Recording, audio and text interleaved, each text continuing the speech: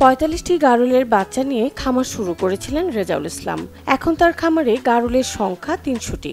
প্রতি বছর প্রায় ৩০ লাখ টাকার গারল বিক্রি করেন তিনি।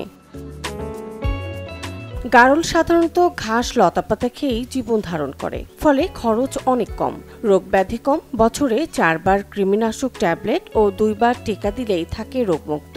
প্রতিবার ২ থেকে ৩টি করে বছরে ২ বার বাচ্চা দেয়। দ্রুত বর্ধন হওয়ায় এক একটি প্রাপ্তবয়স্ক গারলের ওজন ৩৫ থেকে ৬০ কেজি পর্যন্ত হয়ে থাকে। বেকাররা গারল পালন করে লাভবান হতে পারবেন বলে মনে করেন রেজাউল ইসলাম। এখন প্রতি বছরে ১০০টিরও বেশি গারল বিক্রি করেন বলে জানান তিনি। এই গারল খামার করলে কাউকে পিছনের দিকে তাকাতে হবে না, আমি কি করব না। যদি গারল খামার দিয়ে শুরু করে, এটা যেটা মজা আছে, এটা যা করবে সে বুঝবে। আমি বলি যারা বেকার আছে তাদের জন্য এটা খুবই ভালো। যাদের গরু আছে 10টা, পাশাপাশি 5টা গারল পালুক, দেখবে কোনটাতে কত আসতেছে। আমার মনে হয় গরু পালনটা বাদ দিবে, ছাগল পালনটা বাদ দিয়ে গারল দিকে ছুটবে সে। সব ধরনের ঘাস ও লতাপাতা খাওয়ায় গারল পালনে খরচও কম। প্রতিদিন একটি গারলকে মাত্র 10 টাকায় কেনা খাদ্য দিলেই চলে। রেজাউলের খামারে গারল দেখাশোনা করে কর্মসংস্থান হয়েছে দুজনের। 9টার সময় ধরিয়ে আসি চড়াই তখন 5টার সময় বাইরে নিয়ে গিয়ে ফির তখন বাড়িতে আসি।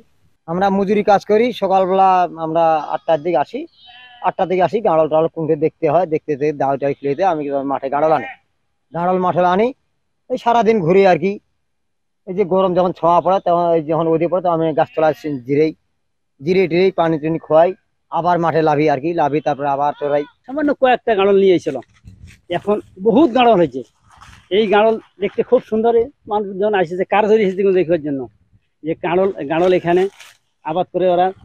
জিঙ্ক, কপার, ম্যাঙ্গানিজ, আয়রনের পাশাপাশি গারলের মাংসের বিশেষত্ব হলো এটি ভিটামিন সি সমৃদ্ধ।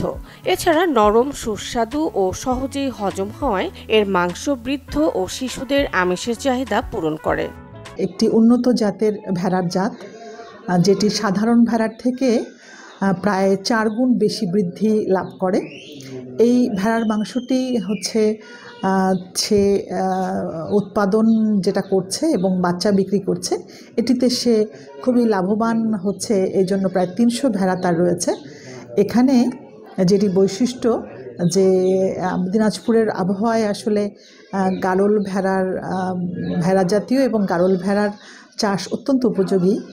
তবে সরকারি সহযোগিতা আর সহজ শর্তে ঋণ পেলে নিজ উদ্যোগে গড়ে উঠবে আরও অনেক গারলের খামার এবং মাংসের চাহিদা মেটানোর পাশাপাশি অর্থনীতিতে ব্যাপক অবদান রাখবে বলেও মনে করেন সংশ্লিষ্টরা।